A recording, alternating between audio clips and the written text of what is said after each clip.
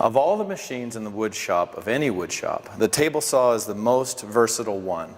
If there was one machine I'd have you get if you started working in your garage, it would be start with a table saw, because it can do a lot of what the other machines in the shop can do. So some of the functions of a table saw. We use it 99% of the time to rip. So if I have a piece of wood here, you can see the grain is going this way. Ripping is going with the grain. We can use it to cross-cut across the grain, but it has to have a slightly different setup, and I'll explain as we go along. The table saw is just a flat bed, and there's a blade sticking out that I can raise and lower. Now, when you come to the saw, try to make sure that the blade is about a finger's thickness above the board. That's roughly 1/2 inch. So on your test, when I ask, make sure to just put down 1/2 inch, roughly the thickness of a finger. So we put that down, and that's a little bit high, so I'd lower it down. Now it's the gauge in the front that raises and lowers the blade, which again I'll show you in just a moment. Once that is set, and most of the time it will be already set when you come to the saw, rarely will you have to change the height. We make sure that the guard is down, and then we'll set the rest and run it through. But before we go any further, I wanted to show you some of the features in the front, how to turn it on and off, raise and lower the blade, tilt the blade, and so forth. The table saw has a number of options and certain things that you need to remember to make sure that it runs properly. First of all, on a SawStop, it has a different on-off switch. This switch is simply to power the machine. You can see that it's not running, but the light is on. This just gives power to the machine itself. So if I raise the guard, so you can see the blade a little bit, turning it on is simply pulling out the flipper here. That turns it on, and then I turn it off. Now it also has an option, or a thing that it will not allow you to turn the blade back on until it has come to a complete stop and reset. So now I can turn it back on again. Now when people are done, a lot of students tend to turn this off as well. So let me wait till it stops blinking. They'll just be done and turn it off. Now the problem with that is, yeah, it's off, and that's fine. But the next student comes and can't turn it on and don't understand why. They're not sure what's going on. They even do this and it still won't turn on because the lights are still flashing. So this switch, leave it on all the time. Don't worry about it. This isn't something that you need to turn on and off. Just the paddle switch. Now the reason that it's so big and it's in the front is because when I'm cutting here, I can hit it with my leg if I have a problem. So I don't need to move my hands to hit it there. That's why it's there. Now, the downside to that is, in the middle of your cut, you could accidentally turn it off in the middle of your cut, and well, if that's the case, and I've done it many times, you'll just have to wait till this stops flashing, hold on to your board, and turn it back on again. It does happen fairly often, so don't feel bad. It's happened to everybody.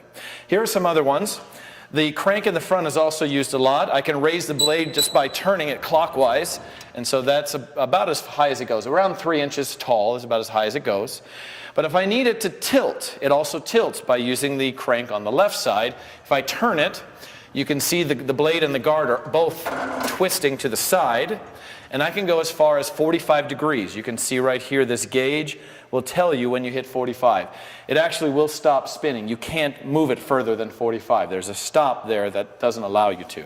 So if I put that back in place, it is pretty rare that we change the angle. It's more of an advanced class thing to do. Now also down here, there's the miter gauge. Now if you want to cross cut, we'll use this, and I'll demonstrate that in just a few minutes. So I'll just leave that here. But it hooks here onto the side. When you're done with it, please make sure everything goes back to where it's supposed to be. But those are the general functions of a table saw and some of the ways to raise and lower the blade, tilt the blade, turn it on and off, and so forth. Now we're ready to cut. So we take our board, and we need to know how far to cut. Now normally you'll have a dimension or a measurement in mind. I will have told you already what to cut. But a few things to make sure of first is that you have a nice jointed edge. I can't go from the upcut saw, which gives you a rough cut, straight to the table saw. I'll have a rough edge like this one, and if I put that against the fence, the board could wobble and it won't give you a good cut. I can't get a good flat cut from a bad edge. It just won't happen. So I have to flip it, have a good edge, that rides along this fence into the blade. So if I have the guard up just to show, I'll put it down to here and I will cut. So let's say I'm looking for, if I want to get rid of this bad edge, I can do it at 4 inches. All right, so I just set it to 4, right there. I don't need to draw any lines on my board at all. Once I set it to what I'm keeping, that's what I'll get from the blade. And then I'll push it through. So let me show you what that's going to look like. I have to have the guard down. Turn it on. Pushing and forward. And then kind of push it out the back. And then grab it. Now I can grab that from the back. So let me give you some pointers if this was still here. As you cut, let me grab another piece here. How do you want to stand? How should your hands be? Okay. What you want to do is your right hand is the one that pushes it through the saw blade. It can't be my left hand. Now here's the reason. First of all, where do you stand? If I stand directly behind the blade the whole time and I get a kickback, it's going to come and hit me in the midsection and it hurts. I don't really want to stand to the right because now I'm kind of leaning over and my face is still in line with the blade and I'm not in balance. I'm trying to lean to my left. So what you want to do is be slightly to the right. My shoulder is in line with what I'm pushing, and if a kickback happens, it'll either miss me completely or barely clip my side. I would much rather have that than it directly into me. So it's meant for right-handed. Even if you're left-handed, your right hand is what pushes it through. So as I set it up, I moved it so I was cutting off the bad edge. In this case, I've got a knot, so I would cut that off and I'd run it through. My hands, left hand pushes it into the fence. You can have your thumb on it if you want, that's fine. But never go past the edge of the guard. In other words, I don't want you to push so my hand goes underneath. Okay? Or in this case with this board, let me set that back up to where I had it. This piece was there along the side. I don't want to be pushing into the blade. I don't want to shove here. Yeah, the board's there and I'm not going to hit the blade yet. But I don't want to pinch the blade. I want to keep my hand back behind the guard. So as I'm pushing along, make sure your hand stays no closer to the blade than this. Then you'll push it all the way through. I am squeezing it tight against the fence. My eyes should be focused on the gap between the board and the fence. If a large gap appears like this, that's the precursor for the board wanting to tip out and then kick back. If anything is coming away from the blade, that means something bad is about to happen. So make sure it stays tight. So I'm actually pushing in about this direction, making sure it stays tight into the fence and all the way through, and I kind of flick it out the back, then I can reach for it. Now, I have long arms. I can reach for it. A shorter person may do this to reach for their board. Anything dangling from your neck could easily get into this blade. Be very, very careful. I have heard of people with neckties getting caught into the blade. A demonstration at BYU, for example, the guard was out of the way because he wanted to show what was going on. He leaned over, tie, and it pulled him right into the blade. So be very, very careful that anything dangling from your neck, a chain, your earbuds, cords from a hoodie, anything like that is tucked away or off, completely gone. So now that I'm done with my cut, now I have two good edges. The table saw rips so that everything is a uniform width. It is cutting a width. So we cut width when we rip from here to here across the grain. Now you can cross cut. Let me get rid of that. But the problems that I run into is when I tell students cut it to a certain length is they want to do it very dangerously. My chop saws, normally the saw that I would use to cut the ends off, a pull down chop saw, the stops that are on them don't go past about 9 inches. So if I need to cut this 8, I have a lot of students that will come here, and I've seen it many times. There's 8 inches, and they'll cut. Now, yes, that is 8 inches. It's not the problem. The problem is that there's not enough room here to keep it straight. I'm going to get in, and it's going to want to twist. And there's so little wood touching the fence, it is close to impossible to keep it tight. I've seen as narrow as this board, maybe even 1.5, and they're way out here trying to cut that off. It's just impossible. One little turn and it'll kick back and hit you. And I've seen that multiple times as well. So never, never cross-cut with a fence. Don't cross-cut with a fence with a narrow board. This is very narrow. What you can do Remember, I left this miter gauge out. As you can put the miter gauge into the slot, and I can go here and cross-cut that way. That's fine. There's nothing pinching the board here, and it's not going to kick back. The problem is it's not as accurate, or at least you have to do a tape measure and draw a line and be very careful as you put it in. You may as well use a chop saw. It's much easier, or the upcut saw would work very well. But the only other thing I wanted to warn you against is this. They'll set the blade to that, and they're using this and this at the same time, the miter gauge and the fence. Also, extraordinarily dangerous. It will still pinch, and it'll kick back, and you might even break this. This is now coming back and hitting you as well, a big hunk of metal. So never use them together. You can use one or the other, but not at the same time. Now, the only exception to that rule about cross-cutting is if I have a large piece of wood. So here's the grain going this direction, so ripping, no problem. I can rip this easy. But there is more than enough wood here to keep it steady. If I am needing to cross-cut now, I can do that just fine. There's no real written rule about it, but I would say nothing less than about 10 or 12 inches to cross-cut with a fence. It's rare. Vast majority of the time you'll be using the chop saw or an upcut saw to cross-cut. Big panels like this, that's fine. This is a piece of plywood. Solid wood, it doesn't matter. This is fine. You can cross-cut it only because there's a long dimension, a long width that you're cutting. And it'll ride against the fence as if you were ripping. All right, so some of the other things. We have push sticks all around. Make sure that you have one with you to push a board through. Anything less than 3 inches wide, use a push stick. So this is roughly 3 inches wide. Now the reason I say that is because it's about the width of your palm. Anything less, and I'm having to move my hand out of the way, and I'm just too close to that blade. So make sure to grab a push stick. So I'll demonstrate here. So you push your board like normal. Once I get to here, I don't want to go any further. I'll grab the push stick while holding it with your left hand, and across you go. You go right through.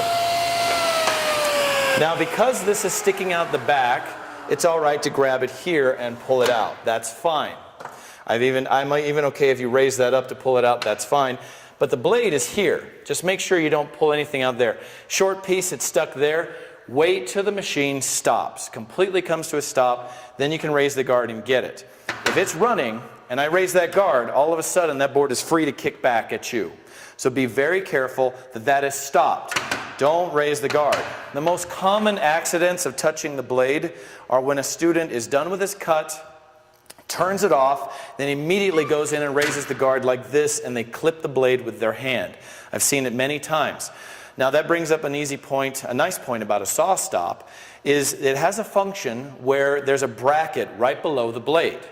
That bracket is only about 1/8 of an inch away from the blade, and when you touch the blade, it senses a drop in voltage. There's a little tiny bit of voltage going through this blade. You can't feel it when you touch it, but tiny little bit.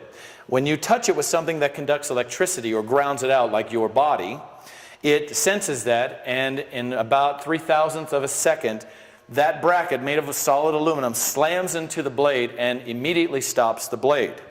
In addition, the blade will drop down below the table. So the worst accident I've seen from a SawStop is just a tiny, tiny little nick out of their finger. Very little bit of blood, almost as bad as a paper cut. We put a Band-Aid on it and they went right back to work. Now the problem with that is that the cartridge and the blade usually needs to be replaced. The cartridge is about $60. The blade costs about the same. So I don't want any students saying, what'll happen if I touch it, and just go ahead and touch the thing. That includes the teeth or the side or anything else that touches the blade. I had a student once who, as the blade was slowing down, he pulled out a tape measure to measure something, went right into the tape measure. This is metal, my hands are touching it, it conducts the electricity, and the blade stopped. So he not only ruined the tape measure, but he ruined the cartridge as well. So be very, very careful. Don't lift the guard ever unless the blade has come to a complete stop. Okay, so now that my cut is done, there is another option for cross-cutting. If you don't want to use the miter gauge, or you're cutting a panel and you don't feel as safe, for this particular saw, I have a cross-cut sled. Now the thing about the sled, it's on the side here, is I have to remove the guard. So here's how you remove the guard. You pull out this throat plate, you stick your finger in and pull up, and it just pulls right out. And on the side of this guard, there's a handle that I lift up. So there's a little panel on the side, and I flop that over and then lift up the handle right there, and this just pops right out. Normally I'll have it hanging on a side somewhere because this machine is dedicated to this sled that I'm about to put on. Put the handle back down, put that little side back on, it's just magnetic, and then slide this back in. Now don't just put it on top because now there's a lip right here. You have to slide it underneath. Now I can put on the sled. So this crosscut sled is quite heavy. It slips on to these little grooves so it stays straight. Now in this case I'll have to raise the blade a little bit. There we go, it's about the right height for a board. Now I can simply put my board here and cut. The guard's not on, but I do have a plastic strip here so that any pieces that come flying out won't hit anybody in the face. A little bit on the sides, but nothing terrible. So now I simply hold it here and push it across, and now I've got my piece. So you just measure your board to where you need to cut it, and you can slice it right off. So the crosscut sled is for cross-cutting only. Never, never, never put a board like this to rip. I have seen also more students that they're just too lazy to run it through a jointer, which doesn't make any sense to me. But instead of jointing it, they'll take their piece. I want to cut that knot off, they'll just stick it right there and rip. It is a blade that can rip, but now your setup, I have no support on either side. One little turn and it's going to kick back. This thick piece, this is almost 2 inches thick, there is a huge crack running right here from someone that did that. The board kicked back and hit this so hard that it broke my fence. This is not soft wood, this is very solid wood. So a kickback that hard would have done a lot of damage. So of all the machines in the shop, the table saw is the most versatile, the one that you want in your shop the most. As you're cutting, if you see any smoke, which does happen now and then, most of the time it just means your board is slightly warped or you're pushing too slow. That happens quite a bit, especially on the hardwood like oak. If you're pushing too slow, there's so much friction that it heats up and starts to smoke. Most of the time, just keep pushing forward. I'll just come up and say, just push harder, just go forward. If you do have any issues and you're not sure, turn it off. The brake, remember the on-off switch is right here on my left and I can hit it with my leg. So I do not have to let go of the board. If you have a board that is warped, it sits on the table and actually wobbles back and forth, I would probably get another one. I would put it in the junk and just cut a new board because as you're cutting through this, it'll warp one way and as you get halfway, it'll warp the other. So now the blade is twisting as you're going through and it will start smoking. It'll want to kick back at you. So you have to hold on tight. A nice flat board will not do that. It'll zip right through, no problem. Now if I have to make multiple cuts, say I'm doing a face frame and I need to make a couple of cuts out of a board, let me quick set that back up and demonstrate. I'm going to take off the sled and that just sits on the side. So now I have to reverse the process. Pull out the throat plate, open that and raise the handle. So there are little pins on there that go into these little holes here, and that just slips down in there and I put that back down and it's pretty easy to do. After doing it 1,000 times it becomes pretty simple. And then I'll just drop the blade back down to there. Making multiple cuts is just as simple, let's say 1.5, which is what we always cut a face frame to. Now that's much less than 3, so I'm going to need my push stick. We'll leave that there. So we'll make a cut. Push it all the way through, and now this is still a good edge. It's nice and flat and straight, so I now put it through and do it again. Okay, this is still a good edge, so now I can run it through again. And you saw on that last piece that I did not push. It's so tiny, I don't dare push against it. I certainly don't want to push against the blade. Now it has stopped, I raise it, pull that right out of there. Now I have my 3 pieces for a face frame or whatever else that I may need. So you don't have to continuously joint it and then cut, then joint it and then cut again. So the table saw, mostly used for ripping. Be very careful that the blade is not moving if you're doing anything with the guard, and be very careful not to cross cut anything that is really narrow. It's very, very dangerous. But the saw itself is used the majority of the time in the shop. This is the one that you'll use most of the time in this shop while making your projects. So set it up well and you'll get a great cut every single time.